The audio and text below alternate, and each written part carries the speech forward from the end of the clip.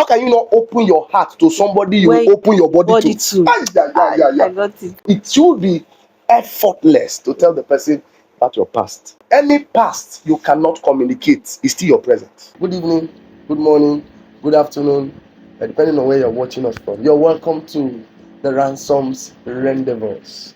And don't forget, we bring you insightful content on relationship, on romance, on recipes, and also on revival. Yes, it's good to have you here today. And we have been deliberating on something interesting, and we'll be talking about that. And it has to do with the period before marriage. We have gleaned a lot because I had the privilege of having a very beautiful and robust courtship. We have found out that certain people make great mistakes when it comes to courtship. The first perspective I feel we need to look at is the fact that many people are led by emotions than the spirit. You know, I want you to understand. Dominated. Okay, dominated. Yes, that's true. It's not. You know, but it takes the Spirit of God to lead you, before the Spirit of God can dominate you. As beautiful as emotions are, this shouldn't be the spark. What initiates relationship? What initiates courtship? What initiates whatever thing you call it? The spark should be that you are guided and you are led by the Spirit. The Bible says, many that are led by the Spirit. Now, you are led by emotions when what your attraction is either the shape, the figure, the size, the color, or what have you. You know, sometimes, most times, actually, there's an attraction when it comes to love and relationship.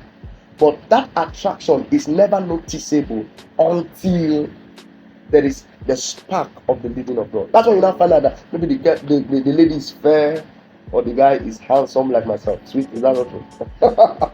So it is the spark that determines it. Now, many people are led by their emotions. And how do you know? Because their feelings are not sustainable. Because you find out that, you get it now, that if it drags for too long, they can't wait again. You know the story of Jacob. Jacob served how many years? 14 years just to get Rachel. And after 14 years of service, if you now check it, the Bible said Rachel eventually died. The thing is served for 14 years. And if you check it, the Bible said it was as though he served for days. It didn't look as if he served. So it was. And the first 7 years that he was supposed to get.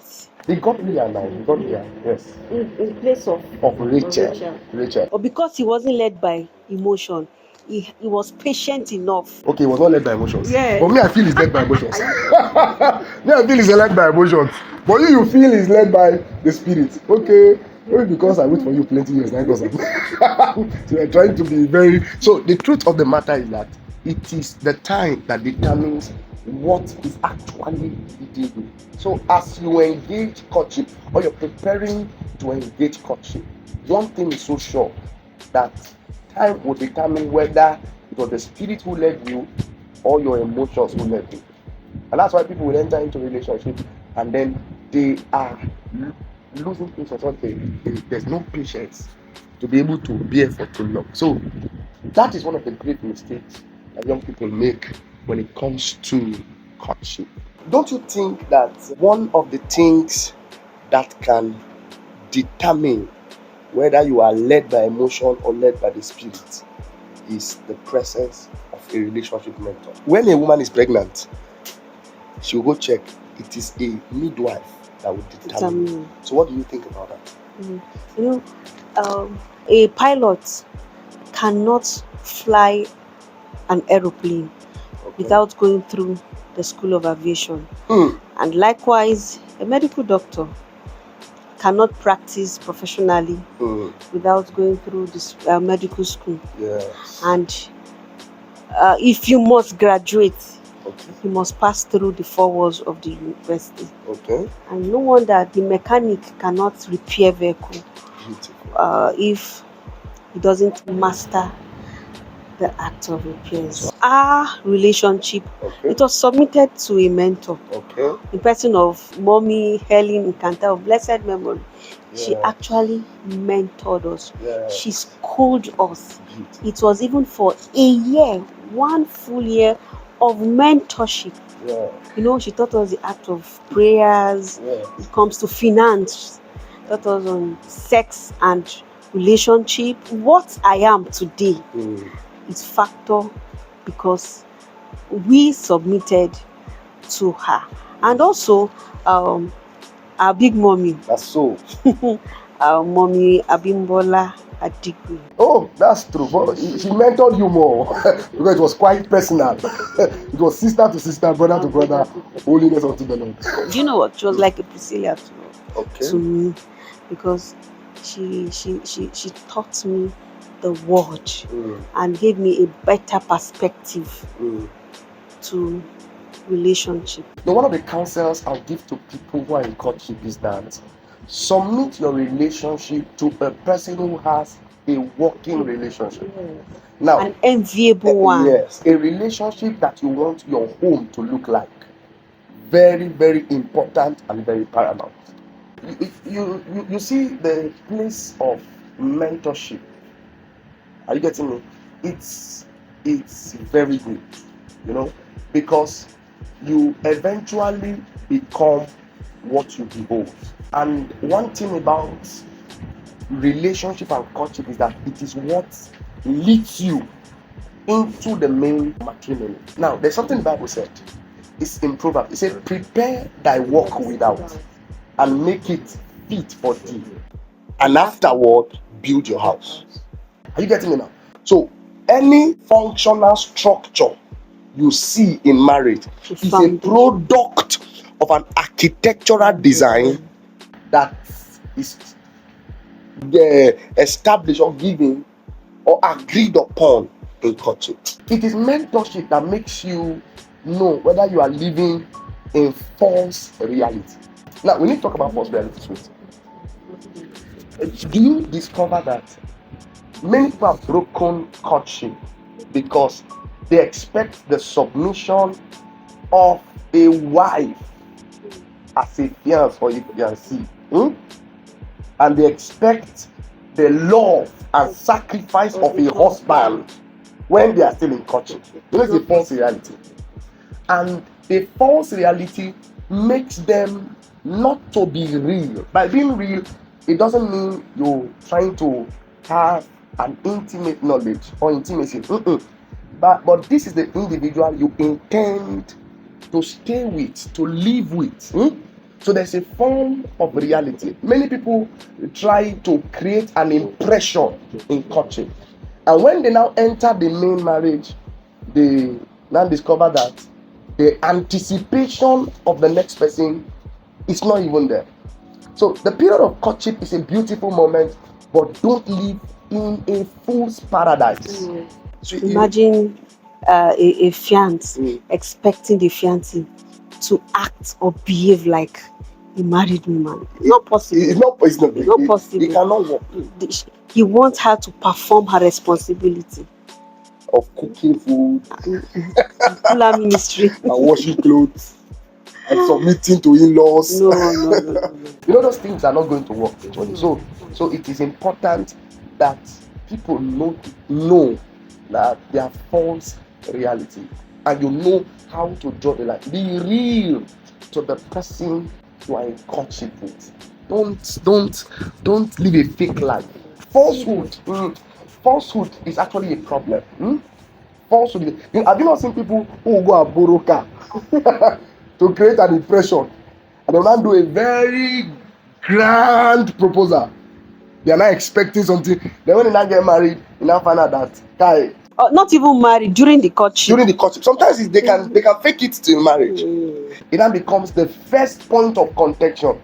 I feel it is even better that you are yourself.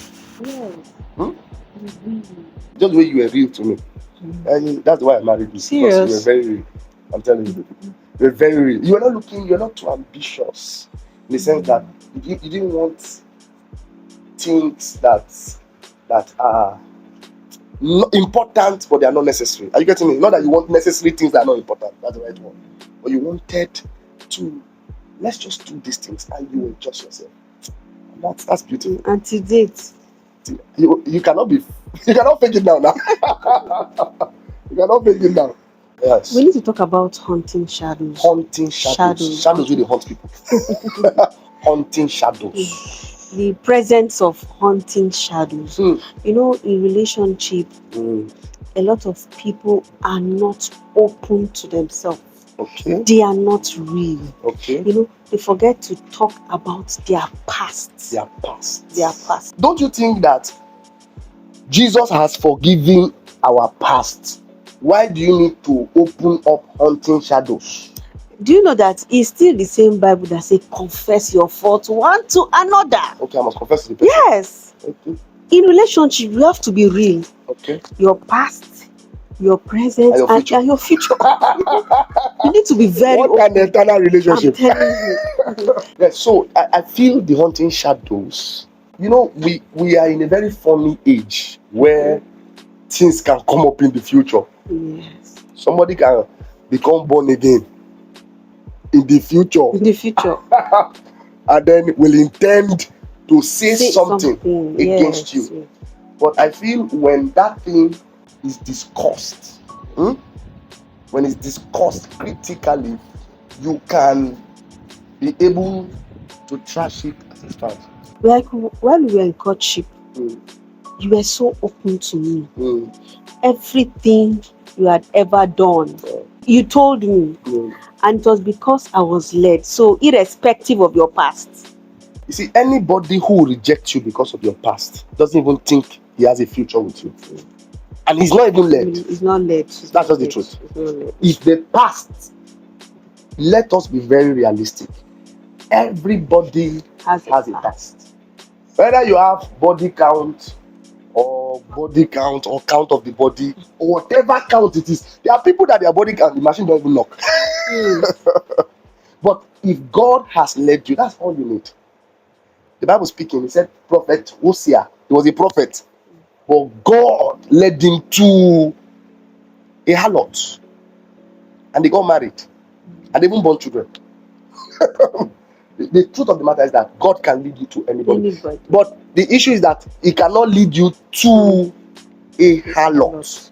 I'm just trying to bring an issue that the past shouldn't be the reasons why somebody should say yes or no. The only reason is when the person is not opened. How can you not open your heart to somebody you open your body to? I got it. Did you get the lines? How can you not open your past to somebody that you will eventually open your body to? It should be effortless to tell the person about your past. Any past you cannot communicate is still your present. So it's better you say it. Say it now. Let him even say no. So that it doesn't spring up in the future. And you know, when that thing comes in the future, you will not be looking for ways to cover it up. Something that you should have trashed.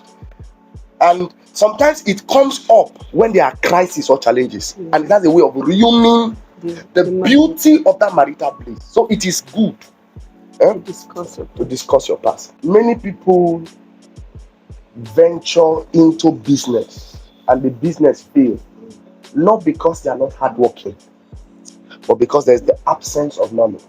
Now, there is the bankruptcy of knowledge in courtship. When it came to marriage in scriptures, Jesus recommended reading. When they asked him a question regarding marriage, he said, have you not read?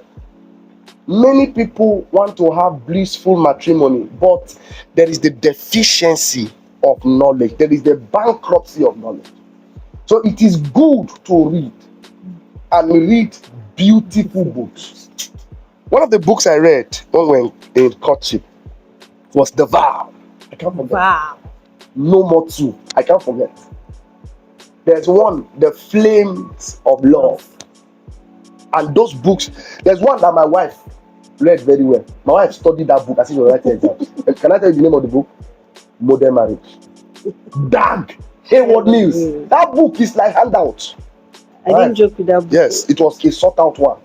So we read book. Google is good. Are you getting me? But there are things that you can get.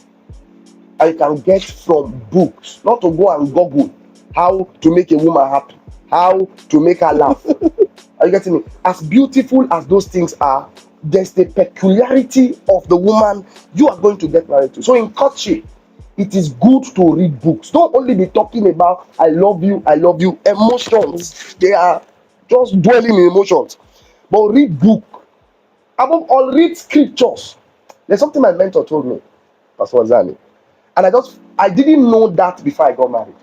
He said him and his wife covered the entire scriptures in 3 months when they were doing courtship. Wow. See, if I had known, that's what I would have done. I didn't have the insight of doing that.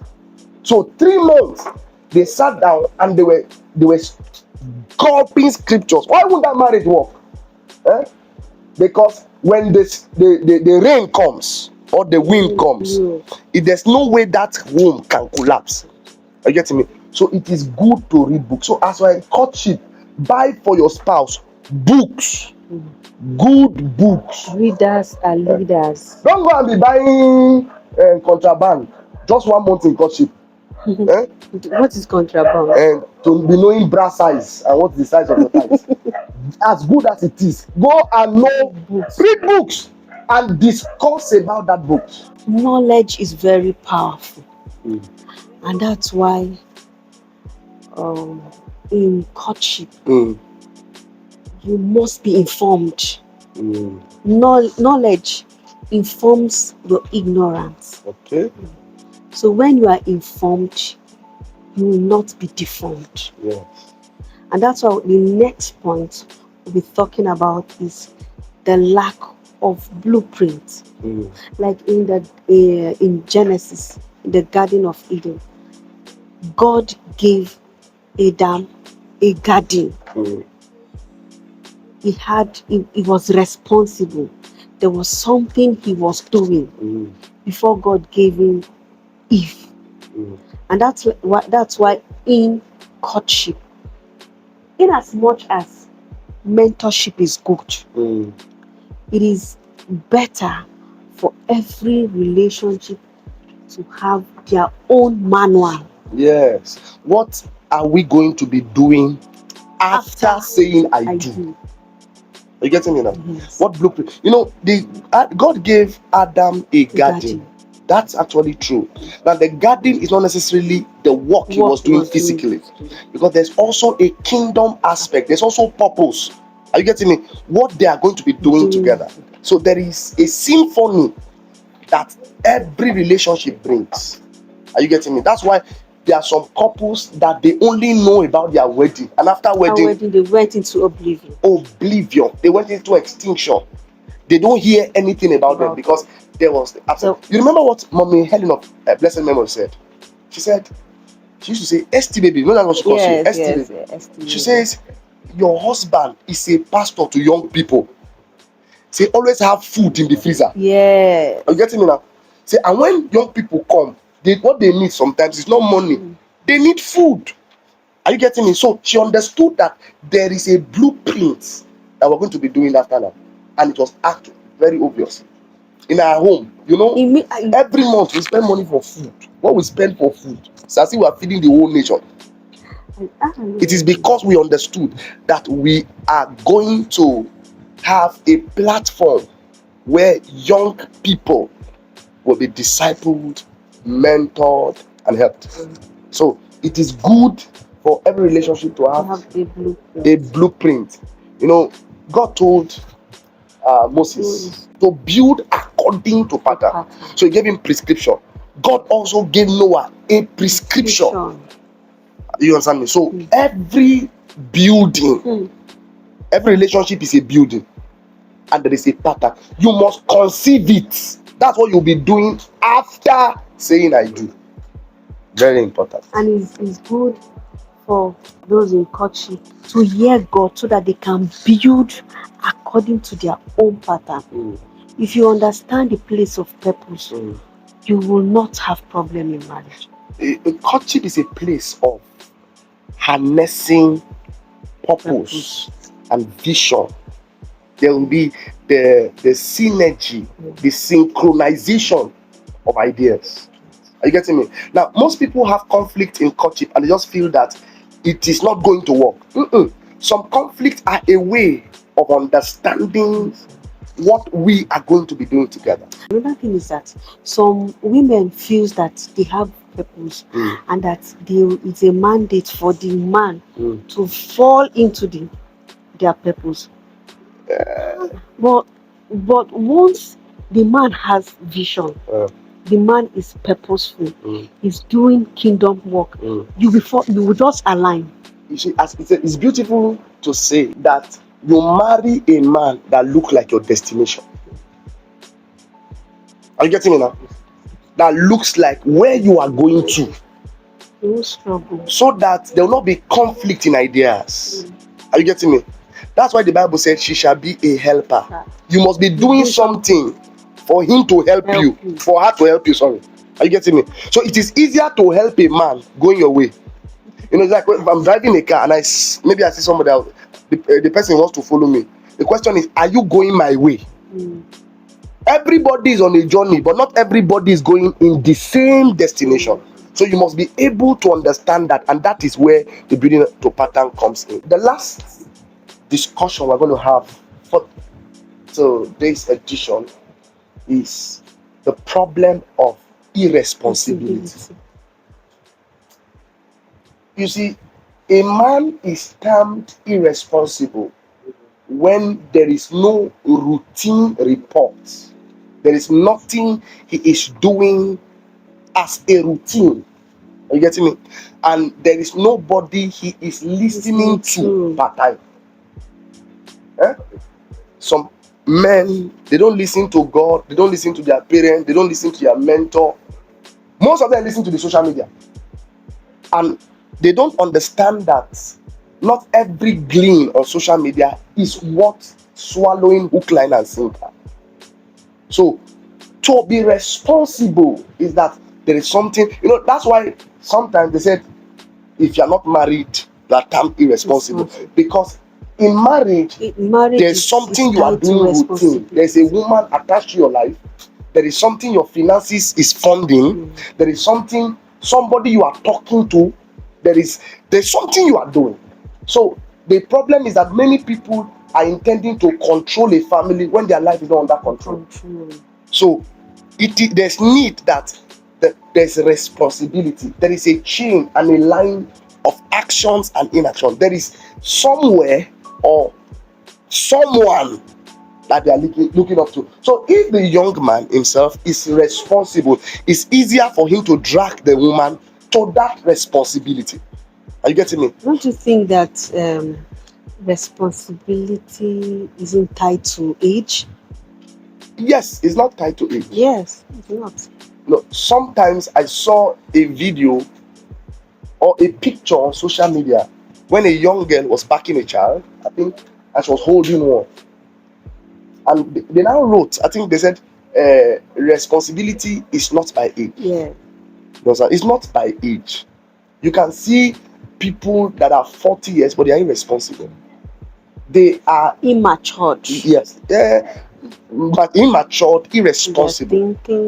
So you know people who are responsible by their character, by their quality of life. You know people who are responsible when there are challenges, when there are issues, when there are pressures. Yes. Are you getting me now? When there are circumstances beyond their control.